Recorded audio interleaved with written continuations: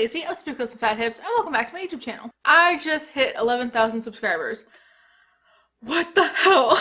I can't believe any of you watch me. I really can't. I never thought I would get 100 subscribers, let alone 1,000 subscribers. Now I was at 10,000, just hit 11. What is going on? My last anti-haul is doing really well right now. I have some collabs that have happened or are lining up, and I just feel like thank you everyone who believes in me. Oh my god. That being said, to celebrate, so to speak, I wanted to do a Q&A so that people who've been with me for a while and new people can get to know me a little bit. I asked for questions on Twitter and Instagram.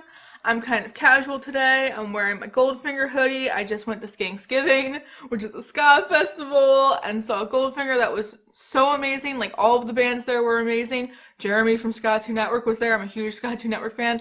But all the bands were amazing. Goldfinger was especially amazing. That was the best concert I've ever been to. If you're into punk and ska music and you haven't heard their newest album, The Knife, listen to it. It's so good. I've been listening to it on the loop. I have my water in my spooky cup so I can remember to hydrate. Let's see what you guys want to know about me. Obviously, I'm not going to get to everybody's question. I'm going to try my best. Bear with me, guys. Know that I didn't ignore your question on purpose. Stephanie Duke asks, what are your favorite things besides makeup? What makes your heart happy? Cooking. I love to cook. I love the feeling of creating something absolutely delicious and then having other people acknowledge that it's a fantastic thing. I'm the most happy in my kitchen. I also really love plants. I have a plant wall right in front of me. I'm staring at it right now. I love taking care of them, checking to see if they need water, pulling off dead leaves, making sure they're okay. I get really excited when I see new growth. It's just fun to take care of plants. They make me happy. Also, speaking of concerts make me happy. I didn't get to go to concerts for a long time because my panic disorder got really bad. And the worst place on earth for a panic disorder is a concert because it's loud and it's crowded and it can be violent and all of the above. But now that I've controlled my symptoms, now that I'm getting older, now that I've Matt as my partner in crime, it's really become a fun experience again. I feel so happy and at peace and like the world doesn't suck every time I'm at a concert, at least momentarily the world doesn't suck. Britt Clark asks, what are some of your goals for 2020? I want to get my foot in the door to something that could help advance me to a future career, whatever that means. I just want to work somewhere where I feel like it matters. I also think I am emotionally ready to apply to grad school. I have 2 undergraduate degrees. I took a gap year that turned into 3 years because I was just so emotionally destroyed by the time I graduated again. But now I'm starting to think that I'm emotionally ready to go back, and I just need to see what like work looks like and my finances look like and all of that stuff before I can for sure go. But I think I'm there, which is exciting. Also, just as a goal, I'd really like to just treat YouTube like it's a job. I really want to put my heart and soul into it. I've been trying 3 uploads a week. I know I'm not perfect, but I'm trying. I think going forward I would like to be more consistent. I just made a to-do list today, a to-upload list if you will, so I'm like fingers crossed I can get there. Because I have so many friends and inspirations here on this platform who work so hard, and I just want to live up to those standards, so to speak. Like, I want to work as hard as they do because they're proof that you can make this work. And I want to try. TW asks, I'm a newbie, so I'm sorry if you address this, but you seem so confident in being different. Thank you. How did you accomplish this? I'm old enough to know better, but recently became a woman excited about wearing colorful makeup and just being me. It took a lot of hard work, a lot of years of unlearning a lot of problematic thinking. Really, the biggest thing that I can contribute to this is learning to stay in my own lane. And I know that sounds so simple, but it's not. Because what I mean by that is I really had to learn to let go of my judgment towards other people on a macro scale and a micro scale. So not looking at people and being like, oh, why are they wearing that? Why would they do their hair like that? What are they, all of the above. And that's easier said than done because you really have to catch yourself doing it and stop the behavior. But after so much time of doing that, it really reprograms your brain in a way because once you stop judging other people, you feel the judgment of other people lifted off of yourself, so to speak, to quote Courtney Act. And I think not only catching myself judging other people, but catching myself being judgmental towards myself and being like, hey, shut up, brain, that's not true. It took a lot of reprogramming, but I think I did it. 2 questions that kind of go together. Lisa Elizabeth asks, what are your favorite things about Albany and what are you looking forward to during the holidays? Albany has amazing food and drink here. There are so many good restaurants, there are so many good bars and breweries and things like that. There's also beautiful architecture. It's a beautiful landscape. We're in the mountains on the Hudson River. All the buildings are really old and stunning. I also love that I'm like an epicenter for so many other cities. Like we've taken a day trip to Boston, we've gone to Hartford, Connecticut, we've gone back and forth to New York City. We have a lot of access to a lot of things here, which is good because Albany is not the most hoppin' city in the world. It's actually pretty fucking boring here. As far as the holidays, I'm just looking to going back home and seeing my family for a minute because while I'm glad to be on my own, I do miss them from time to time, which goes into the second part of the question, the hardest part. The hardest part is that I left all of my friends and family and all of my support system behind when I moved. And I still don't really know anybody in the city. I have Matt, obviously. I have you guys. I have my YouTube friends. But I'm only just now, like, starting to meet people because we go to the same places all the time. And I know once I'm working full-time, I'll meet people at work. Matt's made friends at his job. It just, for a hot second, I felt so isolated alone. And it was really shocking, and I did go through a little bit of a depression. Feffy asked, how are your plants doing? Have you learned something new about caring for them? Rough adjustment with the coming of winter. We went from having really long, sunny, beautiful days where everything in this apartment was flourishing to everything really panicking and struggling the second the days got shorter. I did have a couple casualties, I'm not gonna lie, mostly succulents, mostly the things that really needed the bright light. Also had to adjust my watering schedule because I was definitely overwatering at first. I feel like I'm just now getting it all handled. What I've learned, truthfully, is that plants are like teenagers. They want their space. Don't hover over them. Don't constantly check in with them. Like, check in every once in a while to make sure they're okay, but mostly just give them space, and they will thank you for it. Like, truthfully, that's what I've learned. Dusk asks, I'm sorry if you've answered this already, but I've always loved your jewelry so much. Is there a certain place you get them from? Congrats on 11K. You're one of my all-time favorite YouTubers. Thank you so much, Dusk. I accumulate jewelry everywhere. A lot of my rings come from historic Smithville, if you are familiar with South Jersey. This one turtle ring that I always wear was my dad's. My necklaces, I just accumulate pendants from everywhere, from the craft store, Etsy, fairs, like I said, etc. And I basically put everything on black string myself, which I just buy from like Michael's. And you could buy like the stuff to make a clasp from Michael's as well. It's pretty easy. So there's no like one place. You kind of just have to keep an eye out and be willing to get jewelry anywhere. Smoky Glow asks, when are you coming to visit Smoky Glow? Name the day, I'll be there. I thought we were seeing you this month sometime. Hopefully the snow allows me to drive the 3 hours. Hannah was actually the first person to come visit me when I moved, which means a lot to me. And like the second we were together, it was like so fun and we just like clicked instantly, and I love Hannah so much. So you best believe I'm coming to get some garbage plates. Also, our partners are so similar, it's ridiculous. I think they're gonna get along so well. 90s Love Child says, when will we collab? Name the day. Me and 90s Love Child have been like fangirling over the other for like the last 2 years. And 90s Love Child also asked, how do you receive PR? Like, do you ask or do companies just contact you? Companies just contact me. I don't really want to ask for PR because I don't think I'm entitled to anything. I don't think I deserve anything. I don't really want to have to like work for a brand. I like when brands just send me stuff and either don't have any specific guidelines at all or just ask that I be honest about it. That's the best thing for me. I'm only just now truly starting to see like the insiest bit of things enter my life. That only really started once I hit 10K. Most things I get in my business email are crap or Amazon scams or just small brands trying to manipulate smaller creators. I ignore most things in my business email. But yeah, the stuff that I've said yes to, the stuff that I'm excited about, they found me organically, probably through people that I associate with, and asked me if they could send me stuff, and I said yes. Also, what's your favorite eyeshadow formula? For mattes, I think it's Lethal Cosmetics matte formula, if I'm being honest with myself. And for metallics, I like the JD Glow Galaxy Shadows. I obsess over them. Sci-Fi Chick asked, what made you fall in love with makeup?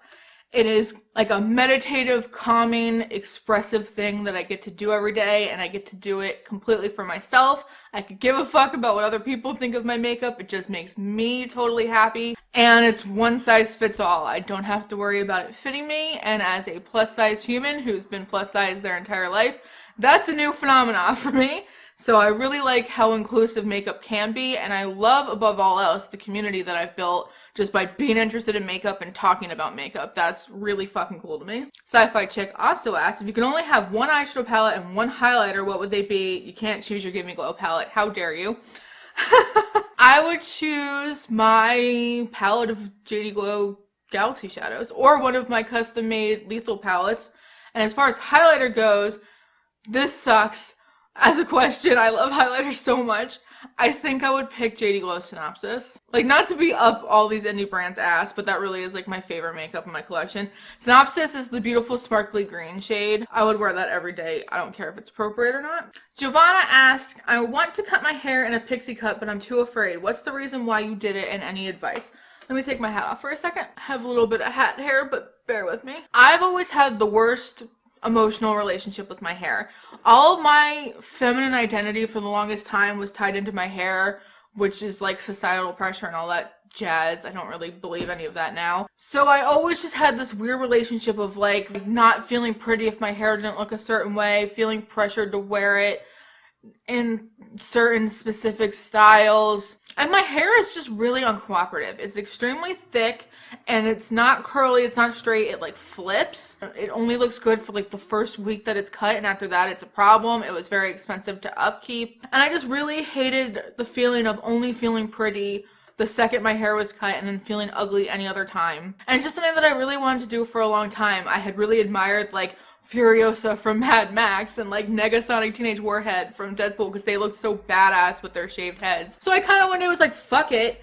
And I haven't looked back since. It's literally the happiest I've ever been with my hair because I don't have to think about it. It just looks the way I want it to look. I think it flatters my face shape and my eyes and my glasses and all of that stuff. It's the exact style that I feel like best represents me. I like it. I really can't imagine growing my hair out anytime soon. It is actually kind of long for me. I normally like it a little bit shorter. Let's move on to some Instagram comments, or else this video is going to be much longer than I wanted it to be. Tis Quinlan. I'm so sorry if I'm saying anyone's name wrong again. But Tis Quinlan asked, which makeup brands were you most interested in when you first started out? To me, nothing fucked the game up more when I first started out than Too Faced, Tarte, and Urban Decay. I thought that was the be-all, end-all of makeup, and that if I used their products, I would just be some kind of an expert. Oh, how the tables have turned, because those are three brands that I literally almost never check for anymore. Rebel Jedi Valerie asked, what's the worst thing to you about being a YouTuber? I think the worst thing is feeling like that you have to constantly explain everything. Every positive thing, every negative thing, you're constantly under scrutiny. I have gotten to a point where I used to want to make sure that everyone understood what I was saying at any given moment. I can't live like that. There's too many of you out there. I know my truth. I know who I am, and that's good enough for me. And most of you guys seem to get that and vibe with it. The people that don't, not everybody in life was going to like me regardless if I was on the internet or not. So it is what it is. Adorn45 asked, would you ever make a cook with you video? I would love to learn some skills from you. I don't think I can right now because truly I have the smallest kitchen ever. I think my bathroom might actually be bigger than my kitchen. I've tried to film a cooking video and I just couldn't make it work. Not with lights, not with the stand. I couldn't do it. So my compromise for now is that I put my cooking highlights on my Instagram. I save them so you can flip through my highlights and see if you learn anything, I guess. Hopefully in the future we get a bigger kitchen and I could have some fun filming cooking videos because I would absolutely love that. I know I watch a lot of cooking videos, so I would love to make some. Beauty Foodie asked, fuck, marry, kill, Colourpop, Melt, Nabla. I'm so sorry, Nabla. I'm so sorry, but I have to kill you. Only because I rarely like a thing from Nabla aesthetically. Formula-wise, they kill it. They're fantastic. Customer service-wise, they're fantastic. Color story-wise, I don't identify with them often, but I do like some of their stuff. Whereas Colourpop has to be my fuck because I have such a bad relationship with them. I keep trying to distance myself from them, but they keep coming back because it's so good, right? It's so terrible to say. And then you gotta marry Melt because Melt is just like dependable, and I know that they'll be there for me, and they're, they're maybe not the most interesting, but they're there for the long haul. Is that how you play this game? Does that justify my decisions? Floralisa asks, tips for someone who wants to start YouTube but doesn't have money for a proper setup. I do think there is a pressure to have somewhat of a good production here on YouTube, and that's definitely because the standard has been set by people who do this professionally. That being said, I can guarantee you there's probably a good enough camera on your phone. Your computer probably came with a camera. It doesn't matter how good your setup is. People are going to stay for you. They're going to stay for your personality. They're going to stay for what you have to offer to this platform that's different. Because everybody's just throwing their shit into the YouTube void and only so many things ever end up actually getting seen. Your first videos are going to suck regardless. Like, you just have to go through the motions and figure out your own style, your own editing style, feel more comfortable in front of the camera. All that stuff's going to come as you go. You can always invest later. Not everyone ever makes money from this. Believe me, don't get into this if you think you're going to make money, because I'm only just now starting to see money that makes me go, huh, I could probably buy another palette now. Like, that's like the level of money that I make. But like I said, there's always room to improve your setup. Your personality is what matters more than all of that. I subscribed to so many people who had shit setups, but I just loved who they were as people. And then as time went on, they built their channels, and that's how it goes. Sil Boots asked, what's your favorite plant? And also, what plant do I think is underrated? Oh, here we go. This is my water peperomia. She's amazing. This is my favorite plant ever. She has grown so much under my care. She has these big shield-shaped leaves. She's gorgeous, and peperomias in general are my favorite houseplant and the most underrated in my opinion. Everyone goes crazy over Hoyas. Hoyas can be really tricky and really finicky. I feel like peperomias are like beginner Hoyas because they're also kind of succulent. You don't have to water them that often. They hold a lot of moisture in their leaves. They have thicker leaves. They're like a sturdier houseplant. And they're just fun and beautiful. Yeah, they don't flower, but how many Hoyas actually flower indoors? This is like such a cool plant. Look at this leaf. Emily, aka Emily Han here on YouTube, asked things you've learned along the way during your YouTube journey. I've learned that I cannot compare myself to other people. I can't compare myself to other channels. I can't compare myself to my friends. We're all on this unique path together, but in different lanes. And I can only, again, stay in my own lane because what other people do doesn't matter, and I can't emulate what other people do. I can only produce content that is authentic to me, that I'm proud of, that I feel best represents me and who I am and what I'm trying to do. I can only keep my eyes on my own paper. I can't wander around looking at everybody else's paper. I gotta do my own work. Rainbow X Colors asks favorite cocktail / liquor / wine if you drink wine. My favorite cocktail ever, I like all of the old man drinks. So I like gin and tonics, Manhattans, old fashions. I like gin and bourbon specifically. Those are my two favorites. Wine, I'm only just now getting into wine, like white wine. I'm not the biggest wine fan. I'd rather have a cocktail. Fauzia Mater asks, how have you been doing mentally? It's so great to see you flourish in your new home. Thank you so much. Thank you. I've been doing really good. I've been doing a lot better actually since even my last check-in at my Get Ready With Me. I really feel productive. I feel like I'm starting to conquer a lot of like my demons and starting to battle the voices in my head that tell me that I suck at everything. I have a schedule that I put forward. Like, I'm doing pretty good. I feel good. I've had comments from people saying that I seem happier, which I appreciate. I did have like a hiccup the other day. I had a panic attack the other night, and normally that sucks because I go through panic attack fatigue afterwards where I'm just mentally and emotionally and physically spent afterwards, and it takes a couple days to like bounce back. But this time I actually bounced back pretty quick and I feel pretty good. The biggest mental health stress has been my camera setup lately, but I feel like, again, I'm working on it. Black Heart Unicorn asks, what are some of your standout indie brands currently?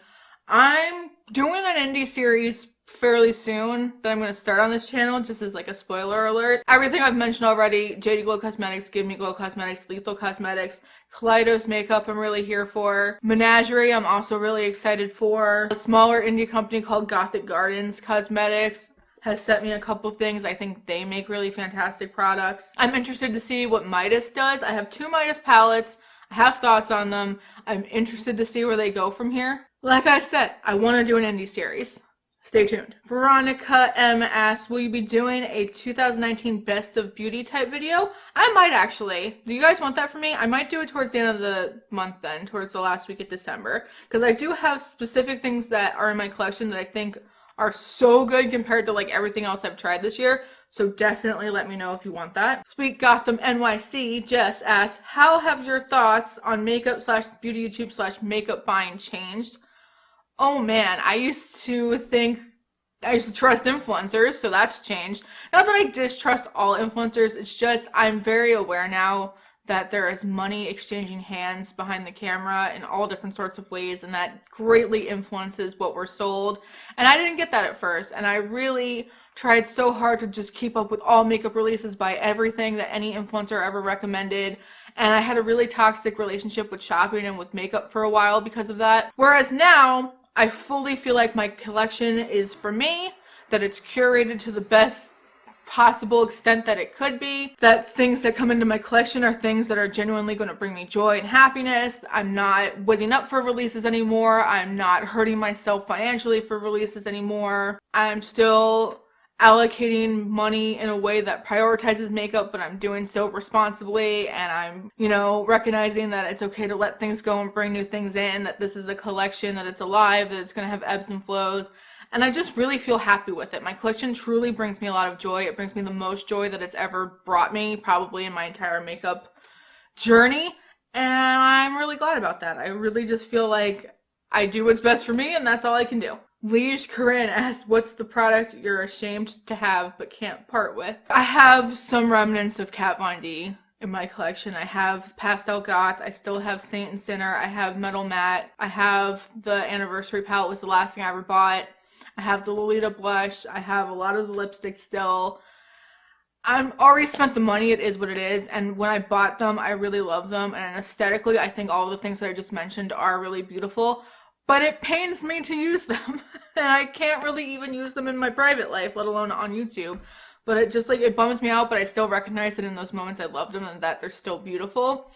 But it does pain me. I have parted with a lot of Kat Von D. This is the stuff that I'm not yet ready to part with. And then last question. Again, I didn't mean to skip anyone's questions. I just had to kind of jump around because there were so many. I'm so sorry, but thank you for everyone who submitted me questions.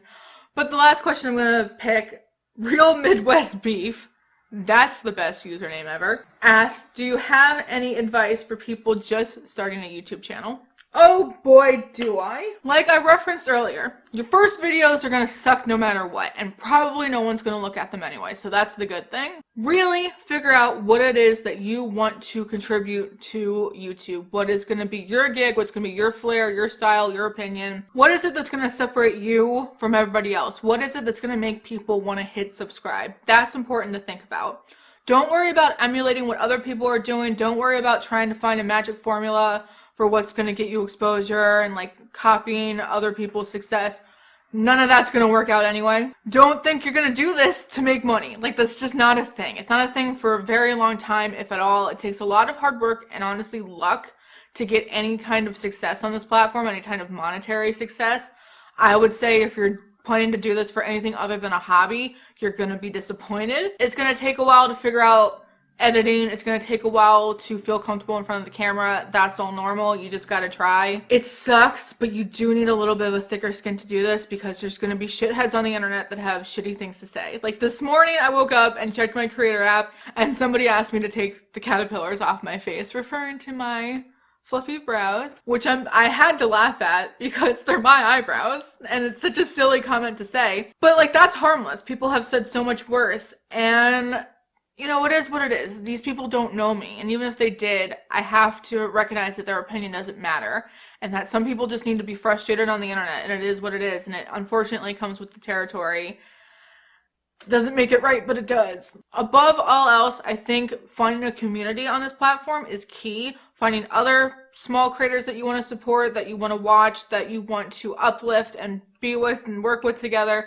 Don't so much like get in someone's comments and be like, want to help each other out and support small creators. That's all bullshit. Be authentic. Like, truly find your space, truly find your community, truly find your people, and that's only going to benefit you because you're going to make friends. It's going to make this platform worth it. You're going to be able to network, and it's just like going to make overall this whole experience way more fun. And like, just be real about it. Don't be inauthentic and don't try to clout chase. Don't try to use people. Like, genuinely use this platform for the awesome things that it can do. It can really connect people. It can really provide information. It can really provide a safe place to give an opinion, to learn things, to, you know, to be entertained. All of those things are valid. So go into it knowing that it's a hobby. Do it because it makes you happy. Don't do it for any other reason. Sirens keep going by, so I think that's my cue to stop now. Thank you guys so much for hanging out with me, for being here with me, for subscribing to me, for supporting me. 11,000 people is wild. Like, I think about the concert I was just at. I think the venue had a max capacity of 2,000 people. So I had over 5 times the venue I was just at. That's crazy to me. That's so many people. Like, if you were all trying to cram into my apartment right now, you couldn't. You'd have to go wait in the hall and outside in the street. So that's so crazy. I'm so aware that every single number is a real person with a real life who chose to be here. Like, thank you. I cannot say enough, like, thank you, because I would just be somebody speaking into the YouTube void without you people. I'm just so glad that I'm over that little, like, slump that I was in, where I was miserable and I didn't want to post, and I was comparing myself to everybody and wondering what my problem was. I'm really trying to just, like, be the best version of me that I can, and to post the kinds of things that I want to post, and to just be proud to be here and to do this. And I'm really having fun again for the first time in a while on this platform, and I feel like I needed to kind of soul search a little bit to get here. So, thank you one more time. If you like this video, if you like Q&A videos, and if you like me, please hit like and subscribe. You can also follow me on my Instagram, which is also Spooky Lips and Fat Hips, or my Twitter at Spooky Lacy, or you can listen to me at the Half Cousins podcast. All of that will be linked down below. If you have any more questions you want to ask me, leave them in the comments below, or just chat with me about whatever. But other than that, that is all I have to say. Thank you guys so much for watching this video, and I will see you all in the next one. Bye, guys!